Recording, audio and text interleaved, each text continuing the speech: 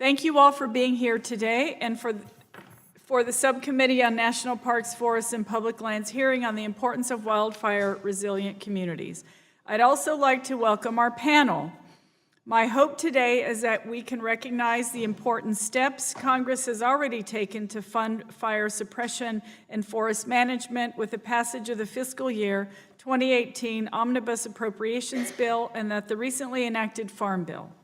These recent congressional actions on fire funding and forest management provide us with an opportunity to revisit the drivers behind recent devastating wildfires. Our responsibility as members of Congress is to ensure that limited federal resources are being spent wisely and that they are matched to the needs of the communities we are here to serve. This is especially true with wildfires. Wildfires have always burned across the American landscape, forests, grasslands, and chaparral alike, long before there were any federal, state, or governmental lines. Many Native American tribes recognized that wildfire was a natural and necessary process to help shape healthy and diverse ecosystems. Many indigenous communities use wildfires as a tool, burning preemptively to help protect their communities and maintain the land for subsistence uses. Today, land use changes and significantly more development in fire-prone areas have placed millions of Americans at risk. Meanwhile, climate change is contributing to higher temperatures, drier conditions, insect and disease outbreaks, and longer fire seasons to the point that wildfire is now a year-round concern. A century of unsustainable logging and fire suppression have proven that we cannot simply cut our way out of wildfire risk. In extremely hot, dry, windy conditions, a strong blown ember can place entire communities in harm's way. This is why community-focused solutions will always be our best defense against devastating wildfires. The chair now recognizes Mr. Marko Bey, Executive Director of the Lomakatsi Restoration Project. You have 5 minutes, sir. Madam Chairman, Holland, Ranking Member Curtis, and distinguished members of the subcommittee, thank you for the opportunity to appear before you today to share successful examples and community-based approaches that offer solutions for fostering wildfire-resilient communities. My testimony today focuses on a forward-thinking, replicable model that balances ecology and economy, holistically reduces wildfire risks through an ecological approach, advances climate adaptation, and addresses the socio-economic challenges faced by forest-based communities.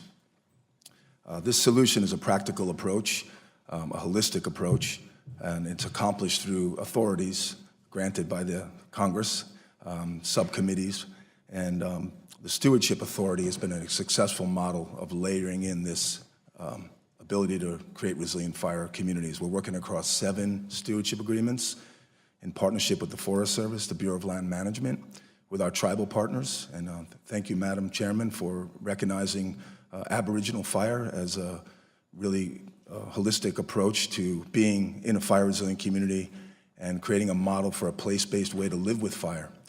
What was expressed earlier, we live in a fire-adapted landscape. Fire will continue to come, and we are preparing right now for this coming summer. So looking at these approaches, one project I'll start with is the Ashland Forest Resiliency Stewardship Project in the town of Ashland in Southern Oregon. We have an elected official here from the City Council. That project has accomplished 10,000 acres in a municipal watershed. 14 million board feet have been removed with support of the community. We've recaptured $6 million of retained receipts that get reinvested back into prescribed fire and additional service work. That project is a model and has influenced other projects across California and Oregon in regions 5 and 6. Just over the hill from that, the Klamath Tribal Ecosystem Partnership Program has implemented to date 40,000 acres of treatment through Stewardship Authority, recaptured close to $2 million from profit reinvestment from byproduct sales, implementing an ICO methodology, individuals, clumps, and openings. So trying to create spatial arrangements in a holistic way, how the landscape would burn in a mosaic. This is implemented by tribal members, doing the pre-sale work through this stewardship agreement in an ecological fashion based on the Klamath Tribe's forest plan, and recapturing that profit reinvestment to go back into additional restoration work across 48,000 acres. So right now, we're looking at about 25 million acres that are in agreement across the two regions, and up to date, we've implemented 60,000 of those acres. And obviously, we agreed that we do have to increase the pace and scale, but how do we do that? How do we live within the fire environment and not create additional problems? As somebody who installed a lot of the tree plantations in the 80s and 90s, working in the reforestation era, we know those fires burn really hot. We know there's a lot of infill of vegetation that needs treatment. So we want to create that resiliency. We want to create that economic opportunity, but we want to do that without creating additional problems that are going to exacerbate the fire issue. So through these models, we've advanced this to Region 5 in California, partnership with the Karuk tribe, who are leading the way in a place-based management strategy.